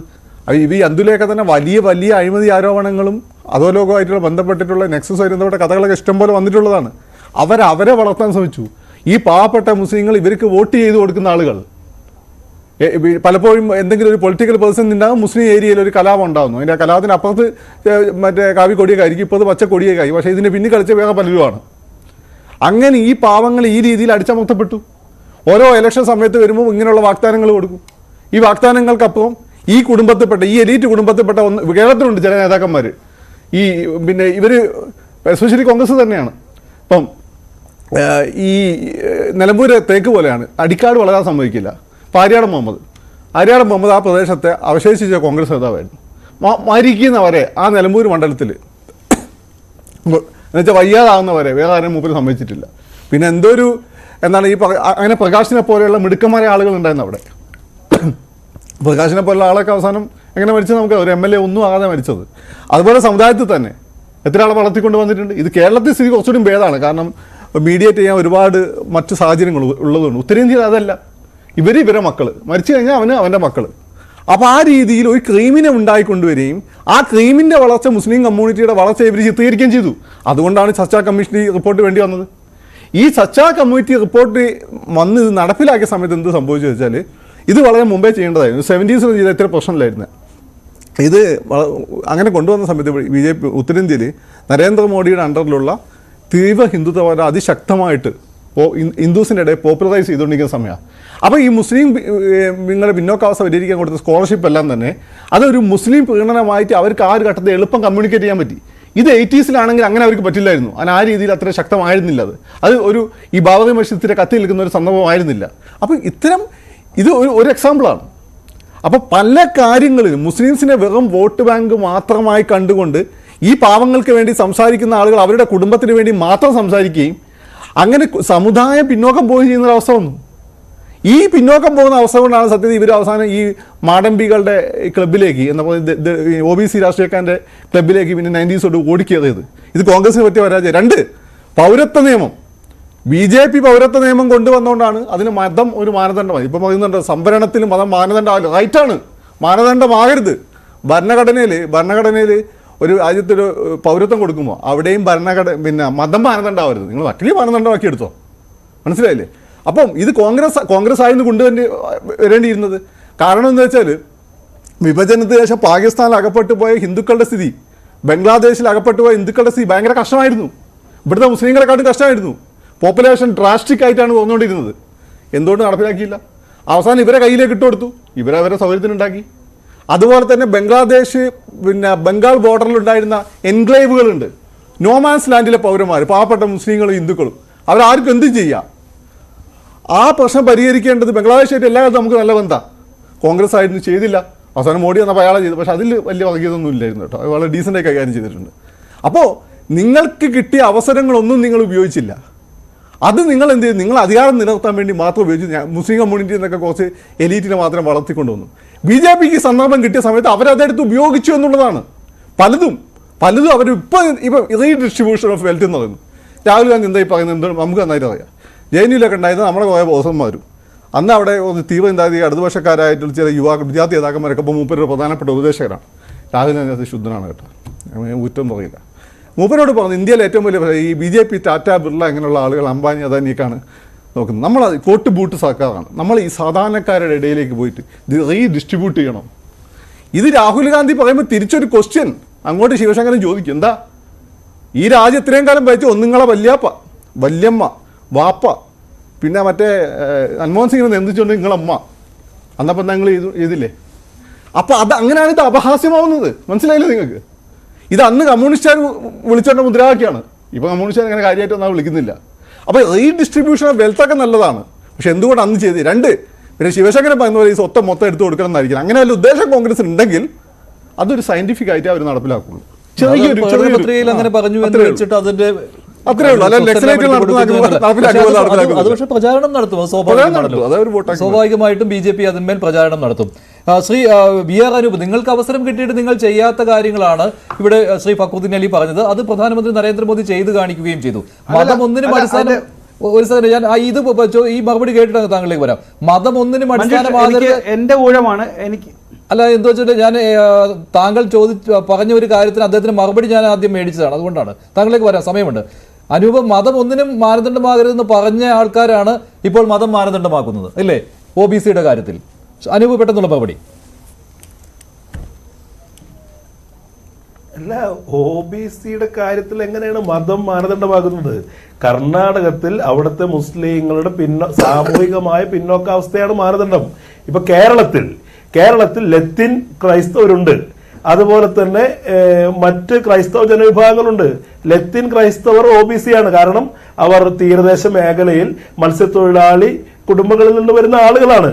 അത് മതമല്ല അതിന്റെ മാനദണ്ഡം. എല്ലാ മുസ്ലിം വിഭാഗങ്ങളും മതമാണ് മാനദണ്ഡമാണെങ്കിൽ ഓൾ മുസ്ലിംസ് ആ കാറ്റഗറിയിൽ വരണ്ടേ? അതല്ലല്ലോ. പിന്നോക്ക അവസ്ഥയിൽപ്പെട്ട, നേരത്തെ തന്നെ ഫക്രുദ്ദീൻ അലി സൂചിപ്പിച്ചതുപോലെ ഈ പറയുന്ന അഷ്റഫ് മുസ്ലിങ്ങൾ എന്ന് പറയുന്ന ഉന്നത കുലജാതരായ ഷെയ്ഖുകൾ, സയ്യദുകൾ ഉൾപ്പെടെയുള്ള പലരും അതിന്റെ പുറത്താണ്. ഇത് സാമൂഹികമായ പിന്നോക്കാവസ്ഥയാണ് കർണാടകത്തിലടക്കം ഇവരെ ഉൾപ്പെടുത്തുന്നതിനുള്ള മാനദണ്ഡം. അതിനെ തെറ്റിദ്ധരിപ്പിക്കാൻ ഇവിടെ ശിവശങ്കറിനെ പോലുള്ള ആളുകൾ അറിഞ്ഞുകൊണ്ട് ചെയ്യുകയാണ്. പിന്നെ ഫക്രുദ്ദീൻ അദ്ദേഹം പറയുന്ന ചില ഫാക്റ്റുകളുണ്ട്. കോൺഗ്രസ് 50 വർഷം കൊണ്ട് എല്ലാ പ്രശ്നങ്ങളും പരിഹരിച്ചു എന്നുള്ള അവകാശവാദമൊന്നും എനിക്കില്ല. പക്ഷേ ആ 50 വർഷത്തെ ആ ഭരണകാലവും ഇപ്പോൾ BJP ഭരിക്കുന്നതും തമ്മിൽ നമുക്ക് താരതമ്യം ചെയ്യാം. എങ്ങനെയുള്ള ഒരു ഇന്ത്യയാണ് കോൺഗ്രസിന്റെ കയ്യിലേക്ക് വന്നത്? അവിടെ നടത്തിയ ഈ പറയുന്ന നെഹ്റുവിനെ പോലുള്ള ആളുകൾക്ക് ന്യൂനപക്ഷങ്ങളുടെ ഇടയിൽ ഒരു കോൺഫിഡൻസ് ബിൽഡ് ചെയ്യുക അത് അനിവാര്യതയായിരുന്നു. നെഹ്റു വ്യക്തിപരമായി ഏകീകൃത സിവിൽ കോഡിൽ വിശ്വസിച്ചിരുന്ന ആളാ. പക്ഷേ വിഭജനാനന്തരം ഇന്ത്യയിലെ മുസ്ലിം മതപണ്ഡിതർ മൗലാന അബ്ദുൽ കലാം ആസാദിന്റെ നേതൃത്വത്തിൽ അദ്ദേഹത്തെ പോയി കാണുന്നുണ്ട്. അങ്ങനെയാണ് മുസ്ലിം വ്യക്തി നിയമം ഉറപ്പ് കൊടുക്കുന്നത്. ഈ ഷബാനു കേസിനെ കുറിച്ചും ശരീഅത്ത് നിയമത്തെക്കുറിച്ചും ഒക്കെ ഇദ്ദേഹത്തിന് ഫക്രുദ്ദീൻ അലിക്ക് വ്യത്യസ്തമായ അഭിപ്രായങ്ങൾ ഉണ്ടായിരിക്കാം. അത് അദ്ദേഹത്തിന്റെ വ്യത്യസ്തമായ പറയാനുള്ള അവകാശത്തെ ഞാൻ ചോദ്യം ചെയ്തില്ല. പക്ഷേ കോൺഗ്രസിനെ സംബന്ധിച്ച് അതെടുത്തൊരു ആംഗിൾ ഉണ്ട്. കാരണം ഒരു ബഹുസ്വര സമൂഹത്തിൽ മുസ്ലിമായി ജീവിക്കുന്നതിനുള്ള അവകാശത്തിന് വേണ്ടി രാഷ്ട്രത്തിന് നെഹ്റു കൊടുത്ത ഗ്യാരണ്ടിയാണിത്. അതാണ് രാജീവ് ഗാന്ധി കൊടുത്ത ഗ്യാരണ്ടിയാണ് മുസ്ലിം വ്യക്തി നിയമം എന്ന് പറയുന്നത്. ഈ രാജ്യം നിർമ്മിക്കുന്നത് മുസ്ലിം ഭൂരിപക്ഷ രാജ്യങ്ങളൊക്കെ ഞാൻ പറഞ്ഞിട്ട് നിങ്ങളെ ഖണ്ഡിക്കുകയല്ല, എന്റെ ഒരു സംശയമാണ്. അല്ലല്ല, നിങ്ങൾക്ക് ഞാനൊരു കാര്യം പറയാം ഫക്രുദ്ദീൻ, താങ്കൾ അതിനെ നോക്കി കാണുന്ന രീതി എനിക്ക് മനസ്സിലാകും. പക്ഷേ വിഭജനാനന്തരം നെഹ്റു രാഷ്ട്രത്തിന് കൊടുത്ത ഇവിടുത്തെ മുസ്ലിം കമ്മ്യൂണിറ്റിക്ക് കൊടുത്ത ഒരു ഉറപ്പ്, ഭരണഘടന എന്ന് പറയുന്നത് പോലും വ്യത്യസ്ത ജനസമൂഹങ്ങൾ തമ്മിലുള്ള ഒരു കരാറാണ്. പക്ഷെ ആ അർത്ഥത്തിൽ അതിനകത്ത് ഞാൻ പറഞ്ഞില്ലേ വ്യത്യസ്തമായ വീക്ഷണങ്ങൾ ഉയർത്തിപ്പിടിക്കാൻ അതിന് അവകാശമുണ്ട്. ആരിഫ് മുഹമ്മദ് ഖാനെ പോലുള്ള ആളുകൾ അതിനെതിരെ പറഞ്ഞതാണ്. അതിന്റെ അവസാനം അദ്ദേഹം എത്തിയത് സംഘപരിവാർ കൂടാരത്തിലാണ്. ഞാൻ എല്ലാ ബഹുമാനവും വെച്ച് ഞാൻ ഫക്രുദ്ദീൻ അലിയോട് ഞാൻ പറയട്ടെ, താങ്കൾ ഉയർത്തുന്ന വാദമുഖങ്ങളും ആത്യന്തികമായി സഹായിക്കുന്ന ആരെയാ? ചില കാര്യങ്ങളിൽ BJP സമൂഹത്തിലെ തിന്മകൾ കാണുമ്പോൾ ഒരു സമുദായത്തെ നിങ്ങൾ ബ്ലോക്ക് ചെയ്ത് നിർത്തുമ്പോൾ ആ സമുദായത്തിൽ ബ്ലോക്ക് ചെയ്ത് നിർത്താൻ നിങ്ങൾ സഹായിക്കുമ്പോൾ ഞാൻ മിണ്ടാതിരിക്കണോ? ഞാൻ അത് മാത്രമല്ല, ഞാൻ പറയുന്ന ചില കാര്യങ്ങൾ നിങ്ങൾക്ക് സഹായമായിരുന്നു. അത് മഞ്ജുത്തിനോട് ചോദിച്ചാൽ മതി, മഞ്ജുഷ് ചോദിച്ചാൽ മതി. അല്ല, ചിലത് CPM-ന് സഹായമാവുന്നത്. എന്നെ സംബന്ധിച്ച സമൂഹത്തിന്റെ ഫ്ലോ ഈ സമുദായത്തെ മഹാഭൂരിപക്ഷം സ്ത്രീകളെ നെഗറ്റീവായിട്ട് ബാധിക്കുന്ന ഒരു കാര്യം. അതായത് ഈ തുർക്കി പോലുള്ള മുസ്ലിം ഭൂരിപക്ഷ പ്രദേശങ്ങൾ പോലും വളരെ പ്രോഗ്രസീവായി ഇടപെട്ട ഒരു കാര്യം. നമ്മുടെ രാജ്യത്ത് ഒരു കോടതി ഇടപെട്ട സമയത്ത് കോൺഗ്രസിനെ പോലെ ഒരു സെൻട്രിസ്റ്റ് ലെഫ്റ്റിസ്റ്റ് പാർട്ടി, സെൻട്രിസ്റ്റ് ലെഫ്റ്റിസം ആണല്ലോ ഈ പിന്നെ ഫാബിയൻ സോഷ്യലിസം ആണല്ലോ ഈ നെഹ്റു പറഞ്ഞുകൊണ്ടിരുന്നത്. ആ ഒരു പാർട്ടി ഇത്തരം ഒരു സമീപനമാണോ എടുക്കേണ്ടത്? അല്ലെങ്കിൽ ഈ സമീപനം മാറ്റാൻ നിങ്ങൾ എന്തെങ്കിലും ടൈം നിശ്ചയിച്ചിട്ടുണ്ടോ? സ്വാതന്ത്ര്യം നേടി ഏതാണ്ട് 40 വർഷം കഴിഞ്ഞതിന് ശേഷമല്ലേ ഇത്? അല്ല, 20 വർഷം കഴിഞ്ഞ ഉടനല്ലോ. ശരിയാണ്. അത് മാത്രമല്ല, ഈ 90കളുടെ തുടക്കം വരെ, 90കളുടെ ഒരു മധ്യഭാഗം വരെ ഇങ്ങനെ ഒരു കാര്യമില്ലായിരുന്നല്ലോ. വോട്ട് ബാങ്ക് രാഷ്ട്രീയം എന്ന രീതിയിൽ ഈ OBC കാർഡ് എടുത്തിടാൻ തുടങ്ങിയുള്ളൂ. വളർത്തിക്കൊണ്ടുവന്ന ആളാ ഫക്രുദ്ദീൻ അലി. അങ്ങനല്ല, ഞാൻ രാഷ്ട്രീയത്തിൽ എവിടെ നിൽക്കുന്ന ആളല്ല, രാഷ്ട്രീയത്തിൽ എനിക്ക് താല്പര്യമില്ല. അങ്ങനെ ആയിരുന്നെങ്കിൽ ഞാൻ സത്യസന്ധമായി വർത്താനം പറയില്ല. മനസ്സിലായോ? അല്ലല്ല, അദ്ദേഹം വസ്തുത ചൂണ്ടിക്കാണിച്ചേ പറയാറുള്ളൂ. അത് എല്ലാവരെയും വിമർശിക്കാറുണ്ട്. വിഷയാധിഷ്ഠിതമാണ്. മതത്തിന്റെ പേരിലാണ് എന്നുള്ളത് മാത്രമാണ് എന്നാണ്. മതത്തിന്റെ പേരിലാണ് ഈ OBC സംവരണത്തിനുള്ള ശ്രമം കോൺഗ്രസ് നടത്തുന്നത് എന്നത് പ്രചാരണം മാത്രമാണെന്നാണ് അനൂപിന്റെ നിരീക്ഷണം. അനൂപ് അതാണ് പറയുന്നത്.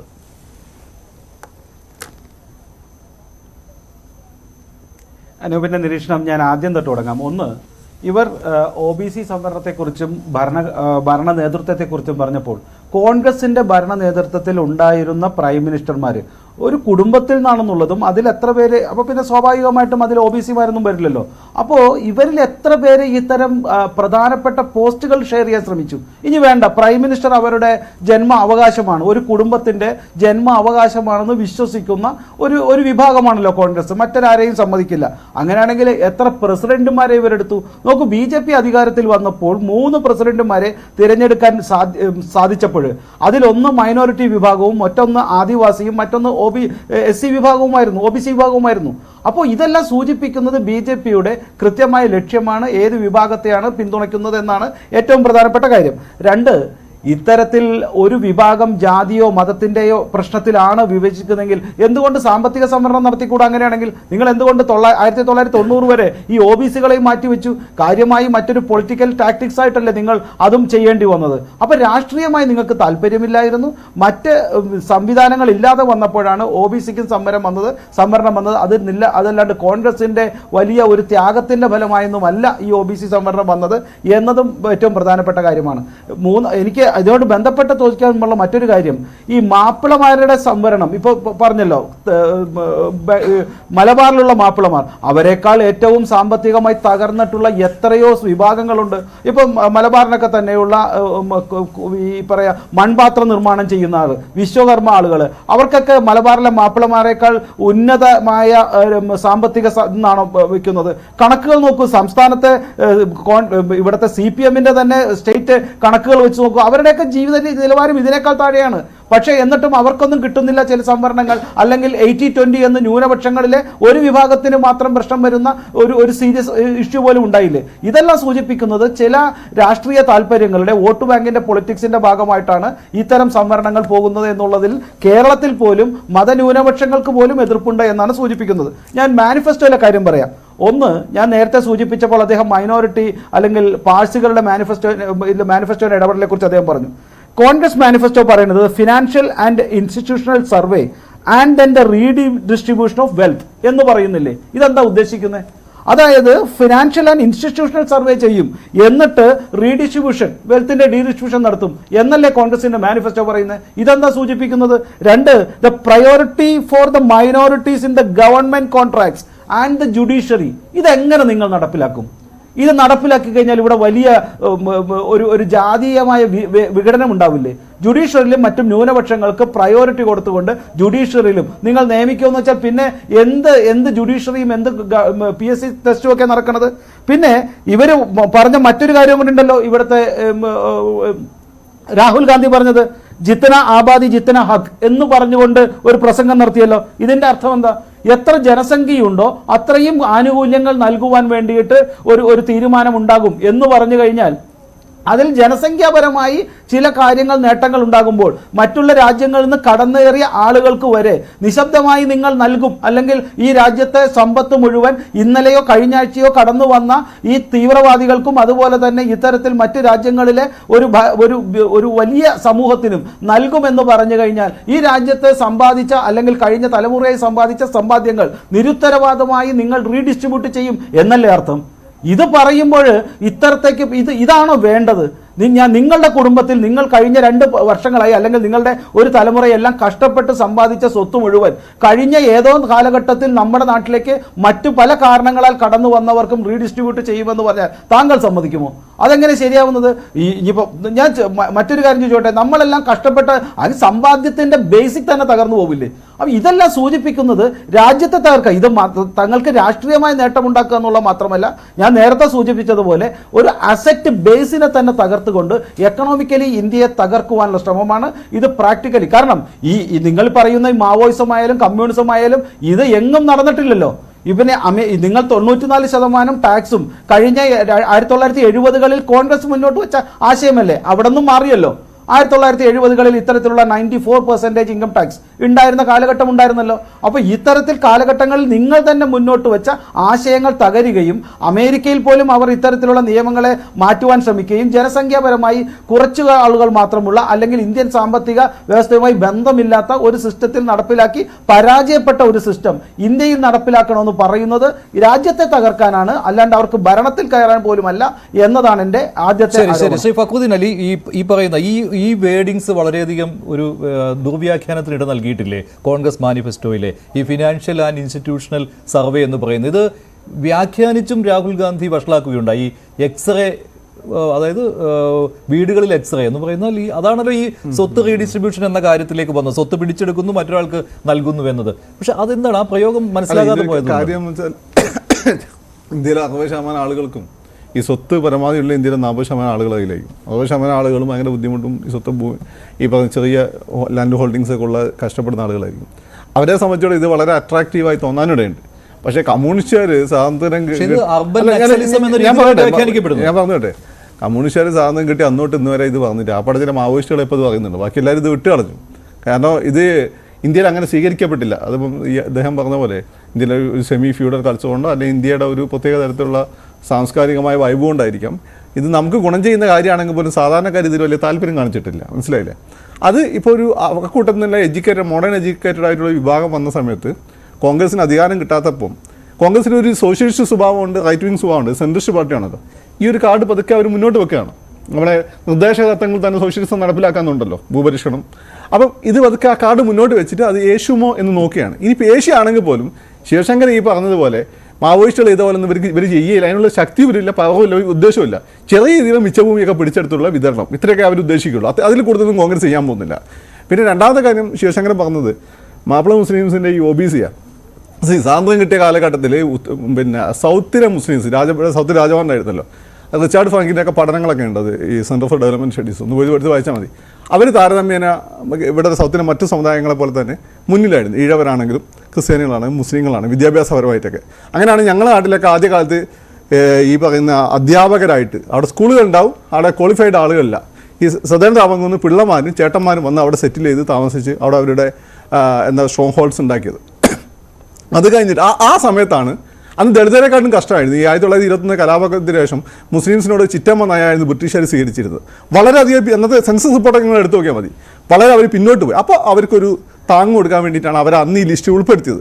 അത് കഴിഞ്ഞിട്ട് ഇവിടെ ഞാൻ പറഞ്ഞോളൂ ശിവശങ്കർ അതിലും മതം മാറിയ പാവപ്പെട്ടവരുമാണ് അന്ന് ദളിതരായ ആൾക്കാരാണ് മുസ്ലിമായി എന്നുള്ളൊരു സാധനം കൂടി ഉണ്ട്. അല്ല മതം മാറിയ ദളിതരുണ്ട്, അതിൽ ടിപ്പുവിൻ്റെ സമയത്ത് തീയന്മാരായിട്ടുണ്ട്, കുറച്ച് നായന്മാരായിട്ടുണ്ട്. പിന്നെ ഈ പറഞ്ഞ അവിടെ മുസ്ലിംസിൻ്റെ കച്ചവടക്കാരായിട്ടുള്ള ചെറിയൊരു എലീറ്റ് ഉണ്ട്. അവർ അന്ന് കോയാസ് എന്നൊക്കെ പറയുന്ന ഒരു എലീറ്റ് ഉണ്ടായിരുന്നു. അവർ മാത്രമേ അതിന് കുറച്ച് സമ്പന്നരായിട്ടുള്ള ആളുകൾ, ബാക്കിയുള്ളവരെ വളരെ പിന്നോക്കം നിൽക്കുന്ന ആളുകളെ. പക്ഷേ അതിനുശേഷം വന്ന കേരള മോഡൽ ഓഫ് ഡെവലപ്മെൻറ്റ്, പിന്നെ അതുപോലെ തന്നെ കമ്മ്യൂണിസ്റ്റ് പാർട്ടികൾ, കോൺഗ്രസിൻ്റെയൊക്കെ ഭരണം, അതുപോലെ തന്നെ ഗൾഫ് മൈഗ്രേഷൻ, എസ്പെഷ്യലി സാക്ഷരതാ പ്രവർത്തനം, ഇതെല്ലാം മുസ്ലിങ്ങളെപ്പം വളരെ മുന്നോട്ട് കൊണ്ടുവന്നിട്ടുണ്ട്. അതുകൊണ്ട് തന്നെ അതിൻ്റെയൊക്കെ ഗുണം കിട്ടിയ ക്രിമിനൽ വിഭാഗത്തിൽപ്പെട്ട ആളുകൾക്ക് അവരുടെ മക്കൾക്ക് ഇപ്പോൾ ഈ സംവരണം കിട്ടുന്നില്ല. പിന്നെ നേരത്തെ പറഞ്ഞ ഈ പറഞ്ഞ എന്താണ് പിന്നെ ഇതുണ്ടാക്കുന്ന ആളുണ്ടല്ലോ, ഈ മൺപാത്രം നിർമ്മിക്കുന്ന ഹിന്ദുക്കൾ, അവർ OEC എന്ന വിഭാഗത്തിൽ അവിടെ പെടുത്തുന്നുണ്ട്. അവിടെ കേരളത്തിലെ പോപ്പുലേഷൻ നമ്മൾ നോക്കണം, മാപ്പിള മുസ്ലിംസിനെ വെച്ചാൽ അവരുടെ പോപ്പുലേഷൻ വളരെ കുറവാണ്. മാത്രമല്ല OEC എന്നുള്ള വിഭാഗത്തിൽ പെടുത്തിക്കൊണ്ട് അവർക്ക് നമ്മൾ സംവരണം കൊടുക്കുന്നുണ്ട്. പക്ഷേ ഈ സംവരണത്തിൻ്റെ ഓരോ സമുദായം ഇപ്പം എനിക്കൊരു ഇപ്പം പുതിയ പഠനങ്ങളൊന്നും നടത്തിയില്ല. നിങ്ങൾ രാഷ്ട്രീയക്കാർ ഇടപെട്ട പഠനങ്ങൾ നടത്തണം. എൻ്റെ ഒരു പൊതുവെയുള്ള ഒരു വിലയിരുത്തലനുസരിച്ച് കേരളത്തിലെ കഴിഞ്ഞ 75 വർഷത്തെ ചരിത്രം നിങ്ങൾ എടുത്തു നോക്കിയാൽ ഏറ്റവും പിന്നോക്കം പോയിരിക്കുന്ന ഈ സോഷ്യൽ മൊബിലിറ്റിയിൽ ഇവിടെയുള്ള ബ്രാഹ്മിൺസ്, അഗ്രഹാരത്തിലുള്ള ബ്രാഹ്മിൺസ്, ഈ എലീറ്റ് നായേഴ്സ്, ഇവർ ഈ വിഭാഗമാണ്. ക്രിസ്ത്യൻസ് ഏതാണ് അങ്ങനെ തന്നെ നിൽക്കുന്നുണ്ട്. മുസ്ലിംസും ഈഴവരും വലിയ രീതിയിൽ മുന്നോട്ട് വന്നിട്ടുണ്ട്. അപ്പോൾ അതിൻ്റെ അടിസ്ഥാനത്തിൽ ഇവിടെയുള്ള സംവരണത്തിന് മാനദണ്ഡങ്ങൾ പുതിയ രീതിയിൽ പഠനങ്ങളുടെ അടിസ്ഥാനത്തിൽ അത് പുനർനിർണ്ണയിക്കണം എന്നുള്ള അഭിപ്രായക്കാരനാണ് ഞാൻ. അതിൽ മുസ്ലിംസിന് ഈ മാപ്പിളാസിൽപ്പെട്ട എലീറ്റ് ക്രിമിനൽ വിഭാഗത്തിൽപ്പെട്ട ആളുകൾക്ക് ഇനി ആവശ്യമില്ല, അല്ലാത്തവർക്ക് കൊടുക്കാം. ഈ വിഭാഗങ്ങൾ സാമ്പത്തിക സംഭരണം ഇപ്പോൾ നമ്മൾ കൊണ്ടുവന്നിട്ടുണ്ട് എങ്കിൽ അത് നല്ല സ്റ്റഡീസ് നടത്തണം, പ്രോപ്പർ സ്റ്റഡീസ് നടത്തിയിട്ടില്ല. പിന്നെ എവിടുന്നോ വന്ന ആളുകൾ എന്നൊക്കെ ശിവശങ്കരൻ പറഞ്ഞു. ശിവശങ്കരൻ അറിയാലോ, നമ്മളൊക്കെ ആഫ്രിക്കയിൽ നിന്ന് വന്ന ആളുകൾ, നമുക്ക് നാളെ പോയിട്ട് ഞാനോ നിങ്ങളൊക്കെ ജീനിൻ്റെ പരിശോധന നടത്തും, വലിയ വ്യത്യാസമൊന്നും ഉണ്ടാവില്ല, മനസ്സിലായില്ലേ? അപ്പോൾ അതുകൊണ്ട് നമ്മൾ ബേസിക്കലി നിഗ്രിറ്റോസ്, പിന്നെ പോട്ടോ ആസ്ട്രോയിഡ്സ്, പിന്നെ അതുപോലത്തെ കൊക്കേഷ്യൻസ് പല ഘട്ടങ്ങളിൽ വന്ന് അവർ മിക്സ് ആയിട്ട് എന്നെ നിങ്ങളെയൊക്കെ തന്നെ ഒരു ഫോട്ടോ എടുത്ത് നോക്കി നമ്മൾ ഏത് ജാതിയും വന്നത് പറയാൻ പറ്റുമോ? സായിപ്പിനെയും നീഗ്രോനെ നമുക്ക് തിരിച്ചറിയാൻ പറ്റും. അതുകൊണ്ട് പലപ്പോഴും എനിക്ക് BJP ബേസിക് പ്രശ്നമാണ് ഈ മുസ്ലിംസിൻ്റെ ഇടയിൽ നിന്നും ക്രിസ്ത്യാനികളുടെ ഒരു ചെറിയ തങ്ങന്മാരൊക്കെ പോലുള്ള കുറച്ച് വിഭാഗം അവിടെ നിന്ന് വന്നിട്ടുണ്ട്. ശരിയാണ്, ബാക്കി മഹാഭൂരിപക്ഷം നിങ്ങൾ നേരത്തെ പറഞ്ഞ ഇവിടെയുള്ള പഴയ ഹിന്ദുക്കൾ തന്നെയാണ്. അവർ ബുദ്ധമതം സ്വീകരിച്ച പോലെ, ജൈനമതം സ്വീകരിച്ച പോലെ അവർ ഇസ്ലാമും സ്വീകരിച്ചിട്ടുണ്ട്. മനസ്സിലായില്ലേ? ശരി ശിവശങ്കർ അതിൽ എതിരഭിപ്രായമില്ലല്ലോ അല്ലേ? കാരണം അദ്ദേഹം കുറ്റപ്പെടുത്തിക്കൊണ്ട് പറഞ്ഞ കാര്യമല്ല. ഞാൻ മതം സ്വീകരിച്ചതിന്റെ അല്ല. അങ്ങനെയാണെങ്കിൽ ബോർഡറിന്റെ ആവശ്യമില്ലല്ലോ, വിശാലമായ ഒരു ലോകം. ബോർഡർ 47 വന്നത്. അതിനു മുമ്പേ ഈ കൊച്ചി വേറെ രാജ്യമായിരുന്നു. കൊച്ചിയിലെ രാജാവ് തിരുവിതാംകൂർ രാജാവ് നമ്മുടെ അടിയായിരുന്നില്ലേ? ബോർഡറിനെ അംഗീകരിക്കണ്ടേ? അല്ല, ഇപ്പോൾ ഉള്ള ബോർഡറിനെ ശിവശങ്കരൻ അംഗീകരിക്കുന്നതിന് മുമ്പ് അംഗീകരിച്ച ആളാണ് ഞാൻ. ഇന്ത്യ എന്നുള്ള നിങ്ങൾ ഭരണഘടന അംഗീകരിക്കുമെങ്കിൽ ഇന്ത്യ എന്നുള്ള ബോർഡറിനെ അംഗീകരിച്ച് അതിലുള്ള ജനങ്ങളുടെ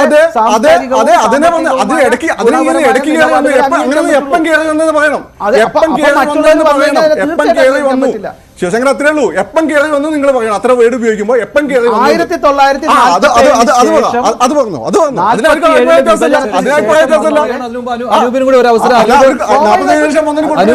ഇല്ലല്ലോ, ഈ അർബൻ നക്സലുകളുടെ വാക്കുകളാണ്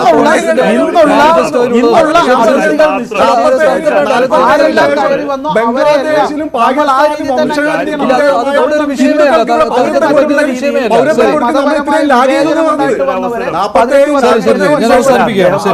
മതത്തിലേക്കോ അല്ലെങ്കിൽ ബംഗ്ലാദേശ്, പാകിസ്ഥാൻ അവർക്ക് പൗരത്വം കൊടുക്കാൻ, വംശഹത്യ ചെയ്യപ്പെട്ടവര് അവർക്ക് പൗരത്വം കൊടുക്കാൻ നമ്മൾ ഇത്രയും ലാഗ് ചെയ്തു എന്നാണ് പറഞ്ഞത്.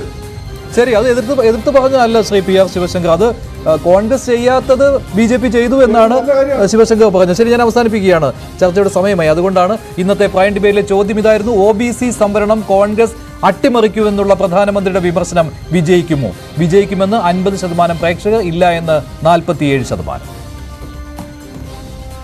അവസാനിക്കുന്നു. നന്ദി, നമസ്കാരം.